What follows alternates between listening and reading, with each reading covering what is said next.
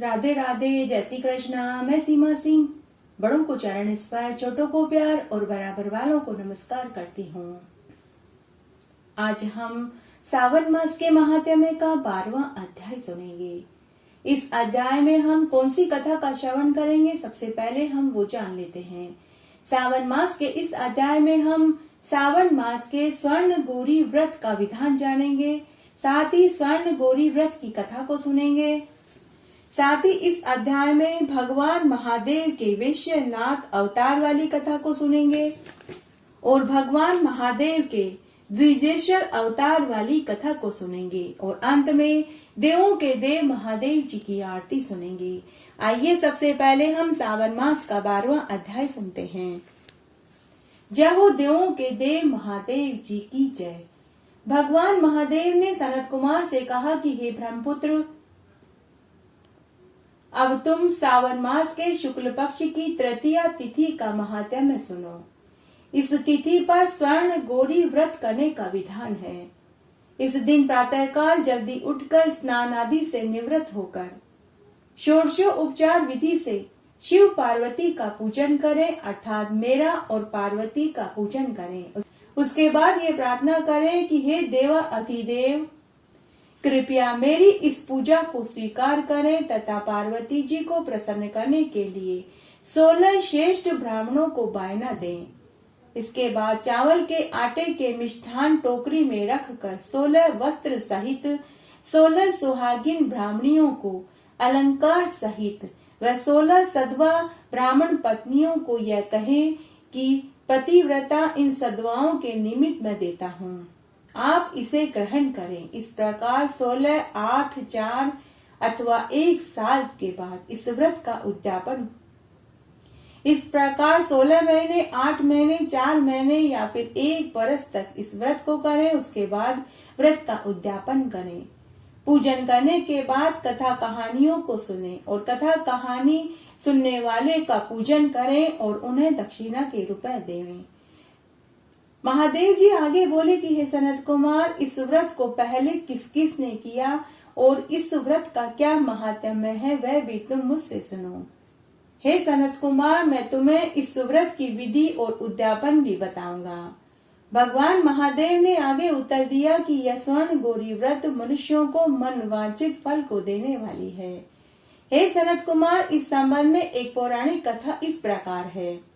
प्राचीन काल में सरस्वती नदी के किनारे सुवीला नामक एक महापुरी थी और चंद्रप्रभ नामक एक राजा उस पुरी में राज्य करता था, जो कुबेर के समान धनवान था। महादेवी तथा विशाला देवी नामक उसकी 2 रानियां थी, जो बड़ी ही सुंदर सुशील थी। राजा को बड़ी रानी से अधिक स्नेह था। एक दिन राजा शिकार खेलने के लिए वन में गया। वन में सिंह, शार्दूल, सुअर, अरना, भैंस व हाथी का शिकार करके भूख और प्यास से व्याकुल राजा वन में इधर उधर घूमने लगा। इस प्रकार वन में भटकते हुए अनेक प्रकार के वृक्षों से सुशोभित, चमेली के फूलों से सुगंधित, भ्रमर, चकवा, तोते, पक्षियों से युक्त एक तालाब को देखकर राजा उस तालाब के किनारे बैठ गया। राजा ने शीतल जल पिया। तभी उसने देखा कि कुछ अप्सराएं गौरी पूजन कर रही थी। राजा उनके पास गया और पूछने लगा कि हे देवियों, आप ये क्या कर रही हो? तो उन अप्सराओं ने राजा से कहा कि हे राजन, सावन मास में हम स्वर्ण गौरी का व्रत और पूजन कर रहे हैं। इसके करने से ऐश्वर्य की प्राप्ति होती है। अतः हे राजन, आपको भी यह व्रत करना चाहिए। तब राजा ने अप्सराओं से कहा कि हे देवी, इस व्रत का क्या विधान है, क्या फल है, कृपया करके मुझे विस्तार से बताओ। राजा के पूछने पर अप्सराओं ने कहा कि सावन तृतीया को मंगला गौरी का व्रत किया जाता है। इस व्रत के अंतर्गत अत्यंत श्रद्धा भक्ति भाव से शिव पार्वती का पूजन किया जाता है। पुरुषों को 16 तार का एक डोरा अपने दाहिने हाथ में और स्त्रियों को बाएं हाथ में बांधना चाहिए। अगर चाहे तो इसे हाथ में बांधे या फिर आप इसे गले में भी पहन सकते हैं। यह सुनकर राजा चंद्रप्रभ ने भी वहीं बैठकर व्रत का संकल्प लिया और 16 तार का डोरा अपने दाहिने हाथ में बांध लिया। तब राजा ने प्रार्थना करी कि हे महादेव जी, मैंने यह डोरा आपकी प्रसन्नता के लिए बांधा है, आप मुझ पर अपनी कृपा बनाए रखना। उसके बाद राजा घर आ गया। राजा के घर में प्रवेश करते ही बड़ी रानी की दृष्टि राजा के हाथ में बंधे हुए डोरे पर पड़ी तो वह नाराज होते हुए डोरा तोड़कर उसने एक सूखे वृक्ष पर फेंक दिया। राजा ने बड़ी रानी को बहुत समझाया लेकिन वह नहीं मानी। जैसे ही वह डोरा सूखे वृक्ष के ऊपर गिरा तो डोरे के स्पर्श मात्र से ही वह सूखा वृक्ष हरा भरा हो गया। यह कौतुक देखकर छोटी रानी को महान आश्चर्य हुआ। तभी छोटी रानी ने अपनी दासी को भेजकर उस वृक्ष के ऊपर से वह डोरा उठवा लिया और उसने अपने बाएं हाथ में बांध लिया। उसी दिन से राजा को छोटी रानी अधिक प्रिय लगने लगी। डोरे का अपमान करने और राजा की बात का उल्लंघन करने से राजा ने बड़ी रानी को त्याग दिया। बड़ी रानी दुखी होकर जंगल में चली गई और महादेव जी का स्मरण करने लगी। वह वन में अलग अलग ऋषियों के पास गई, परंतु सभी ऋषियों ने उसका तिरस्कार किया। इस प्रकार बड़ी रानी दुखी होकर वन में बैठकर एक बड़ के पेड़ के नीचे तपस्या करने लगी। तपस्या करते हुए उसे अनेक दिन बीत गए। तब एक देवी प्रकट हुई। देवी को देखकर बड़ी रानी उनके चरणों में गिर पड़ी और प्रार्थना करने लगी कि हे देवी, आपकी सदा ही जय हो। भक्तों को वर देने वाली और भगवान शंकर की वामांगनी, आपकी सदा ही जय हो। इस प्रकार भक्ति पूर्वक देवी की स्तुति करके पूजा करने लगी। उस व्रत और पूजा और तपस्या के प्रभाव के कारण राजा बड़ी रानी को स्वयं अपने महल में ले गया। उसके बाद जब दोबारा सावन का महीना आया तो बड़ी रानी भी सावन मास की तृतीया को स्वर्ण गौरी का व्रत करने लगी और पूजन करने लगी। तब राजा ने अपनी दोनों रानियों के साथ सावन मास की तृतीया को स्वर्ण गौरी व्रत किया। इस व्रत के प्रताप से वे सभी इस जीवन का सुख भोग कर मरने के बाद शिवलोक को प्राप्त हुए। भगवान महादेव सनत कुमार से आगे बोले कि हे सनत कुमार, पार्वती जी के परम प्रिय व्रत को जो भी करता है वह मेरा व पार्वती का परम प्रिय बन जाता है तथा समस्त शत्रुओं पर विजय प्राप्त करके मरने के बाद कैलाश का वासी होता है। हे सनत कुमार, अब मैं तुम्हें इस व्रत की उद्यापन की विधि कहता हूँ, तुम ध्यान से सुनो। किसी शुभ तिथि वार और तारा बल व चंद्र बल देखकर सुंदर मंडप बनाकर अष्टदल कमल पर धान्य डालकर कलश स्थापित करना चाहिए। कलश के ऊपर 64 तोले का पूर्ण पात्र रख कर उसमें तिल भर कर उस पर शिव पार्वती की मूर्ति स्थापित करें। उस पर 2 श्वेत वस्त्र व यज्ञोपवीत अर्पित करना चाहिए। वेदोक्त रीति से उनकी प्रतिष्ठा, पूजा और रात्रि जागरण करके समय बिताना चाहिए और हवन करना चाहिए। तिल, जौ और घी मिलाकर 1 सहस्त्र अथवा 100 प्रधान आहुतियां देनी चाहिए। वस्त्र, आभूषण तथा गो आदि देकर आचार्य का पूजन करें। 16 बायनों का दान करना चाहिए। 16 सपत्नीक ब्राह्मणों को भोजन कराकर सामर्थ्य अनुसार दक्षिणा देनी चाहिए। उसके बाद प्रसन्नता पूर्वक अपने बंधु बांधुओं सहित सम भोजन करना चाहिए। एक बार बहुत छोटा सा गांव था। उस गांव में एक ब्राह्मण दंपति अपने 2 बेटा बहुओं के साथ रहते थे। वह ब्राह्मण दंपति भगवान महादेव के परम भक्त थे। वे हर साल सावन मास में पवित्र तीर्थों में रहकर स्नान करते, व्रत करते और जप तप करते थे।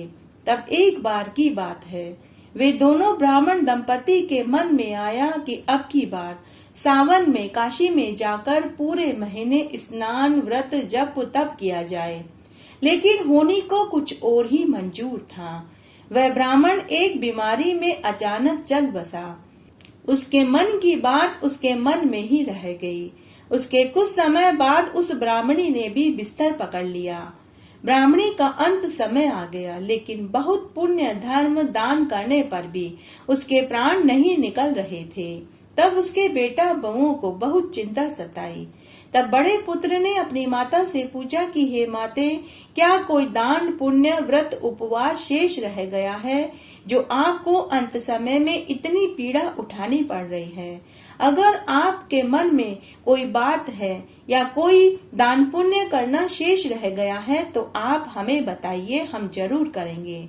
तब पुत्र के वचन सुनकर ब्राह्मणी ने पूरी सच्चाई बताई कि पुत्र, तेरे पिताजी की और मेरी बहुत इच्छा थी कि सावन मास में जोड़े से काशी में जाकर स्नान करें, लेकिन तेरे पिता की अंतिम इच्छा अधूरी ही रह गई।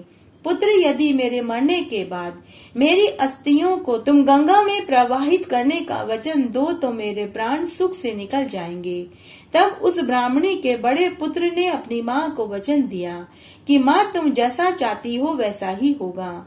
ऐसे सुनते ही ब्राह्मणी ने अंतिम सांस ले ली। तब उस ब्राह्मण का बड़ा पुत्र, जिसका नाम सुवाद था, वह अपनी माँ की अंतिम क्रिया करने के बाद उसकी अस्थियों को एक कलश में रखकर गंगा में प्रवाहित करने के लिए काशी की ओर चल पड़ा। तब उस जमाने में पैदल यात्रा की जाती थी। तब चलते चलते वह ब्राह्मण का पुत्र रात्रि में एक ब्राह्मण के घर शरण मांगी। उस ब्राह्मण के घर में वहां रात में उसने एक आश्चर्यजनक घटना देखी। उसने देखा कि जिस ब्राह्मण के घर उसने शरण मांगी थी, उनके आंगन में एक बहुत सुंदर गाय बछड़ा सहित बंधी हुई थी, परंतु सायकाल के समय वह दूही न जा सकी, क्योंकि उस घर का मालिक बाहर गया हुआ था और मालकिन को गाय का दूध दूना नहीं आता था। जब रात में ब्राह्मण घर आया तो आते ही उसने पूछा कि गाय दूही या नहीं, तो पत्नी ने इनकार कर दिया।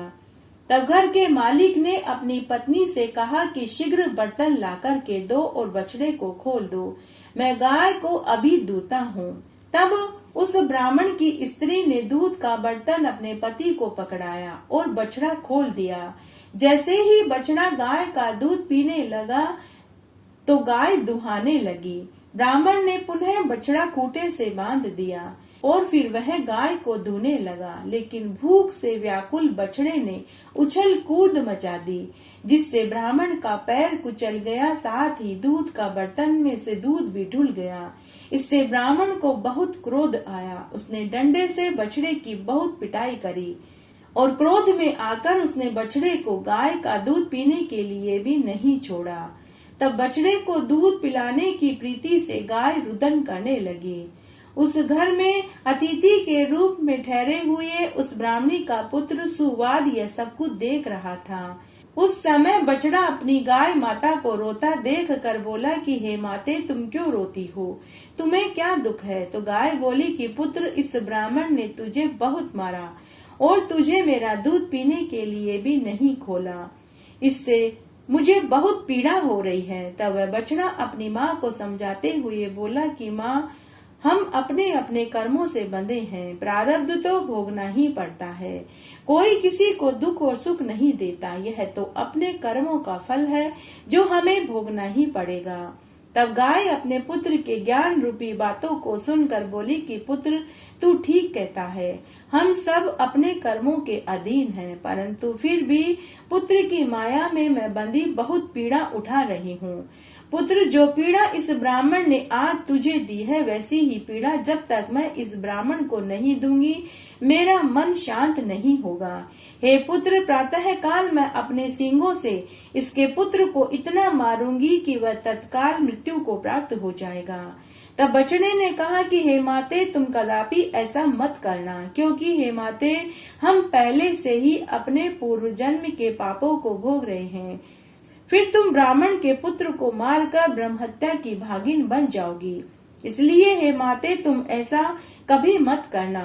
हे माते, कौन किसकी माता है, कौन किसका पुत्र है? हे माते, इस जन्म में मैं तुम्हारा पुत्र हूँ, तुम मेरी माता हो, परंतु पिछले जन्म में हम कौन थे, क्या थे, हम नहीं जानते। हे माते, ब्रह्महत्या का पाप का दोष बहुत बड़ा होता है, तुम इस भार को कैसे उठा पाओगी? तब गाय अपने बछड़े से बोली कि पुत्र, एक स्थान है जहाँ सभी पाप धुल जाते हैं, मैं अपनी ब्रह्महत्या के पाप को वहाँ जाकर धो लूंगी। तब माता की बात सुनकर बछड़ा मौन हो गया उन दोनों गाय और बछड़े की सारी बातें वह ब्राह्मणी का पुत्र सुवाद सुन रहा था। उसे बड़ा आश्चर्य हुआ। वह मन ही मन सोचने लगा कि मैं प्रातः काल इस अद्भुत दृश्य को देखकर ही काशी में अपनी माँ की अस्थियां विसर्जित करने जाऊंगा। इस तरह पूरी रात गुजर गई। सुबह उस घर का स्वामी उठा और उसने अपने पुत्र और पत्नी से कहा कि मैं किसी आवश्यक काम के लिए जा रहा हूँ, और पुत्र से कहा कि पुत्र तुम गाय को दूह लेना। उसके बाद उस घर का मालिक चला गया। उधर ब्राह्मण की पत्नी और पुत्र गाय दूने के लिए गाय के पास गए। माता ने बछड़ा खोला, पुत्र गाय दूने के लिए बैठा। उसी क्षण उस गाय ने विकराल रूप धारण कर लिया। उसने अपने सींगों से ब्राह्मण के पुत्र को इतना मारा कि वह अचेत होकर मृत्यु को प्राप्त हो गया। ब्राह्मणी पुत्र शोक में विलाप करने लगी। तभी गांव के लोग एकत्र हो गए। कुछ लोग ब्राह्मण को बुलाने के लिए चल दिए। ब्राह्मणी ने नाराज होकर गाय की रस्सी खूंटे से खोल दी और बोली कि अरे दुष्ट हत्यारिन गाय, अब इस घर में तुझे रख कर क्या करूंगी। उसी क्षण वह श्वेत रंग की गाय ब्रह्म हत्या के दोष के कारण काले रंग की हो गई। वह गाय पूंछ उठाकर अपने ब्रह्म हत्या के पाप को धोने के लिए निर्दिष्ट स्थान की ओर चल दी। अतिथि रूप में ठहरा हुआ ब्राह्मणी का पुत्र सुवाद भी उसी समय गाय के पीछे पीछे उस स्थान को देखने के लिए चल पड़ा। चलते चलते गाय नर्मदा के तट पर नंदीश्वर महादेव के स्थान पर पहुंच गई।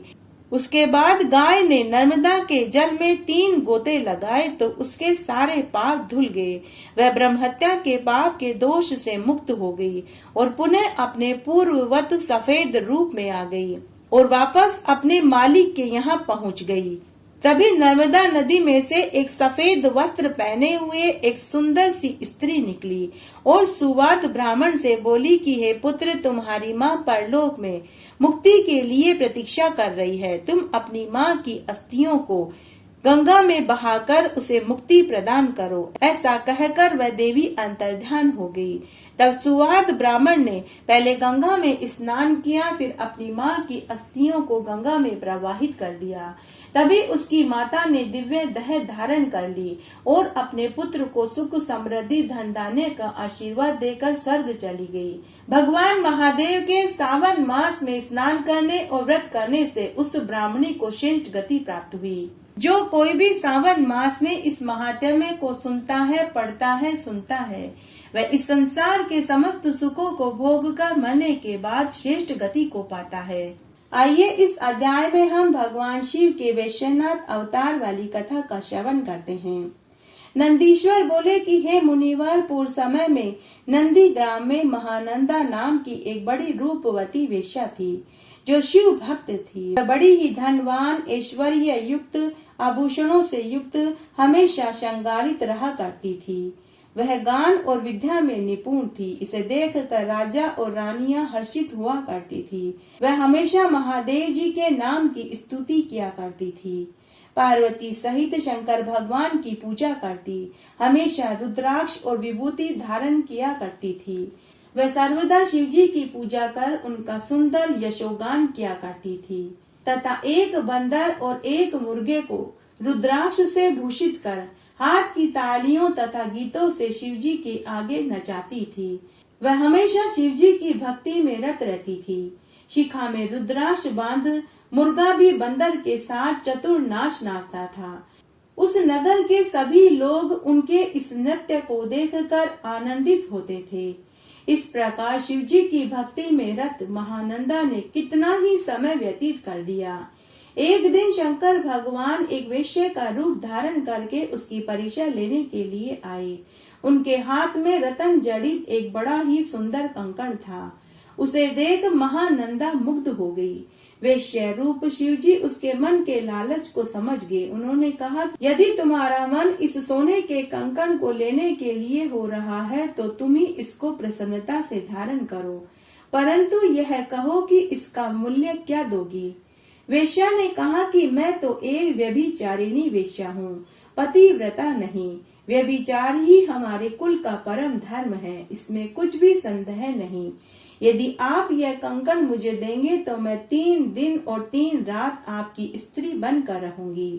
वेश्या ने कहा कि हे पति वल्लभे, तथास्तु, लो यह रत्न कंकण और 3 रात मेरी पत्नी बनकर रहो। इस व्यवहार में सूर्य और चंद्रमा प्रमाण है, परंतु 3 बार सत्य है, सत्य है, सत्य है ऐसा कहकर मेरे हृदय का स्पर्श करो। वेश्या ने कहा कि हे प्रभु, मैं 3 दिन और 3 रात आपकी पत्नी रहकर सहधर्म का पालन करूंगी। यह सत्य है, सत्य है, सत्य है ऐसा कह सूर्य और चंद्रमा को साक्षी बना। नंदा ने प्रीति सहित 3 बार उनके हृदय का स्पर्श किया। वेश्या ने उसे कंकण देकर रत्नमय लिंग उसके हाथ में दिया और कहा कि हे कांता, यह रतन जड़ित शिवजी का लिंग मुझे प्राणों से भी अधिक प्रिय है। तुम सदैव इसकी रक्षा करना और यत्न पूर्वक गुप्त रखना, ऐसा ही होगा। यह कहती हुई उस वेश्या ने उस रत्नमय लिंग को लेकर नाटक मंडल में रख कर घर चली गई। रात्रि के समय उस वेश्या को कोमल गद्दे और तकियों से शोभित कर पलंग पर ले जाकर आनंद से सो गई। अर्धरात्रि के समय नृत्य मंडप से सहसा यह एक वाणी उत्पन्न हुई कि हे तात, इस नृत्य भवन में वायु की सहायता से अग्नि प्रज्वलित हो गई है। उसके पश्चात नृत्य मंडप जलने लगा। महानंदा ने दौड़कर बंधे हुए बंदर और मुर्गे को छोड़कर दूर भगा दिया। लिंग खम्भ के साथ जलकर टुकड़े टुकड़े हो गया। लिंग को जला हुआ देखकर वेश्या और वेश्या दोनों दुखी हो गए।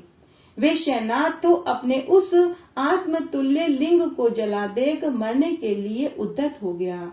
उन्होंने कहा कि मेरे प्राणों से भी प्रिय शिवलिंग जल गया है, अब मैं जीवित रहकर क्या करूंगा। हे भद्रे, तुम अपने भृत्यों से मेरी चिता बनवा दो, मैं अग्नि में प्रवेश हो जाऊंगा।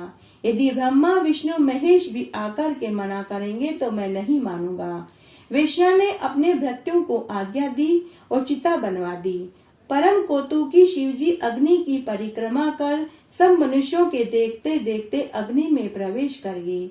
वह वेश्या विस्मित हो गई, उसे बहुत दुख हुआ। उसने कहा, मैं तो 3 दिन तक वेश्या के पास रहने वाली थी, परंतु मेरी थोड़ी सी असावधानी से यह शिवव्रती वेश्या मर गया, अतः मैं भी इसके साथ अग्नि में प्रवेश कर जाती हूँ, तभी सही होगा।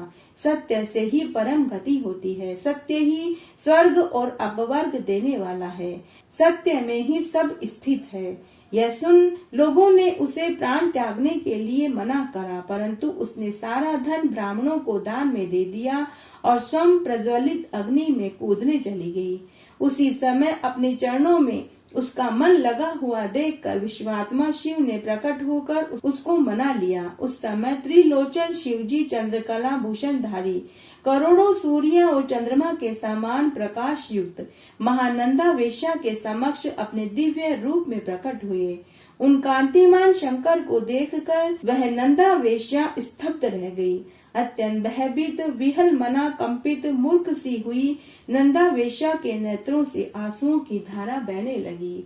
उसे धैर्य दे उस पर हाथ रख शिवजी ने कहा कि मैं तेरी सत्यता, धर्म, धैर्य और निश्चल भक्ति से प्रसन्न हुआ। मैं तेरी परीक्षा लेने के लिए वेश्या का रूप धारण करके तेरे पास आया था। मैं तुम पर प्रसन्न हूँ, जो चाहे वरदान मांग लो। वेश्या ने पार्वती नाथ शंकर भगवान से कहा कि मुझे न तो भोग की इच्छा है और न ही स्वर्ग की, मैं तो केवल आपके चरण कमलों का स्पर्श चाहती हूँ। मेरे जितने भी भृत्य आदि हैं, इन्हें भी आपका दर्शन दीजिए। अतः मेरे साथ इन सबको भी आप अपने परम पद में लेकर चलिए। शिवजी ने एव मस्तु कहकर सबको अपना परम पद प्रदान कर दिया। यह वैश्यनाथ अवतार भक्तों को सर्वदा सुखदायक और मोक्षदायक देने वाला होता है। आइए अब हम भगवान महादेव के द्विजेश्वर अवतार वाली कथा को सुनते हैं। ऋषभ के प्रभाव से प्रभु ने शत्रुओं को युद्ध में जीता और सिंहासन प्राप्त कर भद्रायु को उत्पन्न किया। समय आने पर उसने चित्रांगदा की पुत्री सीमंतनी को अपनी पत्नी बनाया। एक समय जब वसंत ऋतु को पाकर सघन वन में विहार करने गया तो पार्वती जी सहित भगवान शंकर उसके धर्म की दृढ़ता की परीक्षा लेने के लिए वहां विहार करने लगे। पार्वती जी और शंकर भगवान उस वन में द्विज दंपति हो गए तथा एक माया मह सिंह प्रकट कर उसके भय से स्वयं भयभीत हो भद्रायु के पास भाग कर गए और उससे कहा कि इस शार्दूल से हमारी रक्षा करो। यह सुनते ही उस नृपतीश्वर ने जो ही धनुष उठाकर उस व्याघ्र को मारना चाहा, त्यों ही उस माया में सिंह ने झपट कर उस ब्राह्मण की स्त्री को पकड़ लिया। वह स्त्री हे नाथ, हे कांते, हे शंभो, हे जगत गुरु कहती रही। तब तक राजा ने उस सिंह पर अपने तीक्ष्ण बाणों का प्रहार किया, परंतु उसे कुछ भी व्यथा न हुई और वह स्वच्छंदता से उस स्त्री को ले भागा। व्याघ्र द्वारा स्त्री के अपहरण किए जाने से ब्राह्मण बार बार रोने लगा और माया से बहुत काल तक वह ईश्वर ब्राह्मण रोता ही रहा।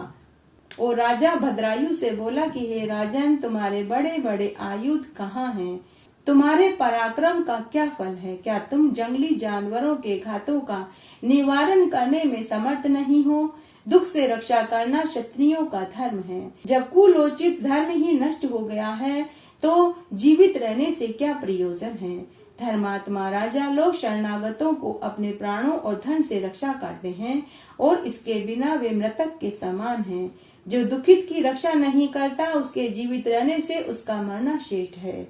इसी प्रकार यदि धनी दान से रहित है तो गृहस्थ आश्रम में उसका रहना व्यर्थ है। कृपण, अनाथ और दीन की रक्षा न करने से बुद्धिमान को विष खा लेना चाहिए या अग्नि में प्रवेश कर लेना चाहिए। नंदीश्वर आगे बोले कि इस प्रकार उस ब्राह्मण द्वारा अपने सत्व की निंदा सुनकर राजा शोकाकुल हो अपने दुर्भाग्य के प्रति पश्चाताप करने लगा। उसने कहा कि आज प्रारब्धवश मेरा पौरुष नष्ट हो गया, आज मुझे घोर पाप लगा है। हाँ, मेरा कुलोचित धर्म नष्ट हो गया। अब मैं इस मृत स्त्री वाले शोकाकुल ब्राह्मण के लिए अपने प्रिय प्राणों का त्याग कर इसे शोक रहित कर दूंगा। राजा भद्रायु मन में ऐसा निश्चय कर ब्राह्मण के चरणों में गिर पड़े, उन्हें संतोष देने लगे। उसने कहा कि मैं अपनी रानी सहित अपना सारा राजपाट आपके चरणों में निछावर करता हूँ तथा इसके अतिरिक्त भी आपकी जो भी इच्छा है वह कहिए। ब्राह्मण ने कई बातें कहकर उस राजा से यह कहा कि मेरी स्त्री नहीं है, तुम अपनी प्रधान स्त्री मुझे दे दो। इस पर राजा ने कहा कि मैं और तो सब कुछ दे सकता हूँ परंतु स्त्री नहीं दे सकता। पर स्त्री सेवन तो घोर पाप है। अन्य पाप तो प्रायश्चित से नष्ट हो जाते हैं, किंतु पर स्त्री उपभोग से अर्जित पाप कभी नष्ट नहीं होते। ब्राह्मण ने कहा कि मैं अपने तप से ब्रह्म हत्या तथा मदिरा का सेवन रूपी घोर पाप भी शांत कर सकता हूँ। फिर पर स्त्री उपभोग तो क्या है, अतः तुम अपनी स्त्री मुझे दे दो, इसके अतिरिक्त मुझे कुछ नहीं चाहिए। यदि तुम भयभीतों की रक्षा न करोगे तो अवश्य ही नरक में जाओगे। नंदीश्वर आगे बोले कि ब्राह्मण की बात से राजा चिंतित हो गया।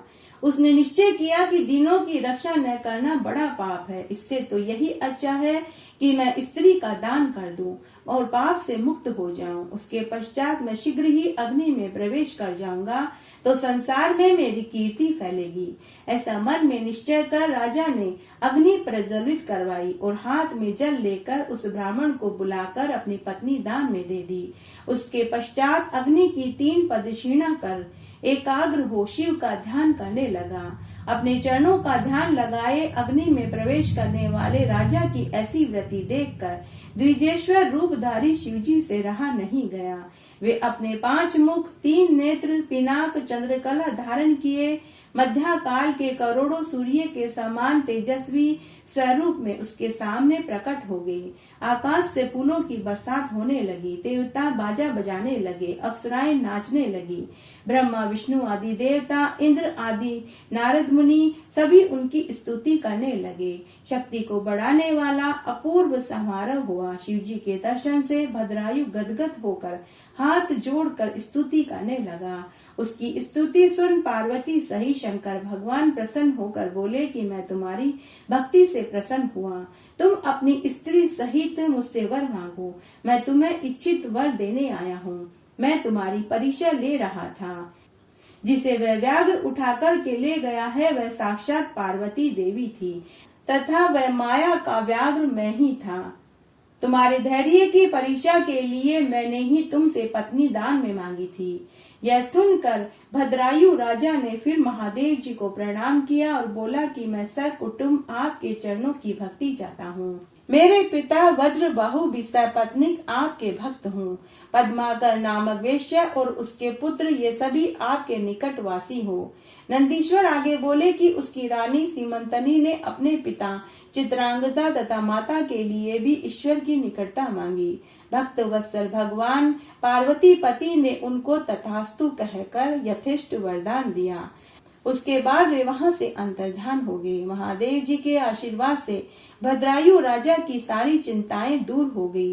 वह सीमंतनी सहित भक्ति पूर्वक महादेव जी की पूजा करता रहा। अंत में महादेव जी के पद को प्राप्त हुआ। जो मनुष्य इस द्विजेश्वर अवतार वाली कथा को सुनता है, पढ़ता है या सुनाता है, उसे मरने के बाद परलोक में मुक्ति प्राप्त होती है। सावन मास के महात्म्य और कथा कहानियों को सुनने के बाद में देवों के देव महादेव जी की आरती जरूर सुननी चाहिए, तभी सावन मास के महात्म्य और कथा कहानियों को सुनने का फल मिलता है। आइए अब हम महादेव जी की आरती सुनते हैं। ओम जय शिव ओंकारा, स्वामी हर शिव ओंकारा, ब्रह्मा विष्णु सदा शिव अर्धांगीधारा। ओम हरे हरे हरे महादेव, एकानन चतुरानन पंचानन राजे, शिव पंचानन राजे। हंसासन गरुड़ासन ऋषिवाहन साजे। ओम हरे हरे हरे महादेव, दो भुज चार चतुर्भुज दस भुज के सोवे, शिव दस भुज अति सोवे। तीनों रूप निरखता त्रिभुवन जन मोहे। ओम हरे हरे हरे महादेव, अशुमाला वनमाला मुंडमाला धारी, शिव मुंडमाला धारी। त्रिपुरारी मुरारी कर कमला धारी। ओम हरे हरे हरे महादेव, श्वेतांबर पीतांबर बादांबर अंगे, शिव बादांबर अंगे। सनकादिक गरुड़ादिक भूतादिक सांगे। ओम हरे हरे हरे महादेव, करके मध्य कमंडल चक्र त्रिशूल धरता, शिव चक्र त्रिशूल धरता। सुख करता दुख हरता, जग पालन करता। ओम हरे हरे हरे महादेव, 64 योगिनी गावत नत करत वेरु, शिव नत करत वेरु। बाजत ताल मृदंगा अर बाजत डमरू। ओम हरे हरे हरे महादेव, काशी में विश्वनाथ विराजे, नंदो ब्रह्मचारी, शिव नंदो ब्रह्मचारी। नितोट दर्शन पाऊं, नितोट भोग लगाऊं, महिमा अति भारी। ओम हरे हरे हरे महादेव, लक्ष्मी वर सावित्री पार्वती संगे, शिव पार्वती संगे। अर्धांगी गायत्री सिर सोहे गांगे। ओम हरे हरे हरे महादेव, ब्रह्मा विष्णु सदा शिव जानत अविवेका, शिव जानत अविवेका। रणवाघर में शोभित ये तीनों एका। ओम हरे हरे हरे महादेव, त्रिगुण स्वामी जी की आरती जो कोई जन गावे, शिव जो कोई जन गावे। कहत शिवानंद स्वामी मन वांछित फल पावे। ओम हरे हरे हरे महादेव, जहो महादेव जी की जय, जहो गोरा पार्वती की जय, जहो कार्तिकेय भगवान की जय, जहो गणेश जी भगवान की जय। इस तरह आज हमने सावन मास के महात्म्य का 12वां अध्याय सुना। आशा करती हूँ यह आपको जरूर पसंद आएगा। मेरे साथ बने रहने के लिए आपका धन्यवाद। आगे आने वाली कथा कहानियों के लिए भी आप इसी तरह मेरे साथ बने रहें। धन्यवाद।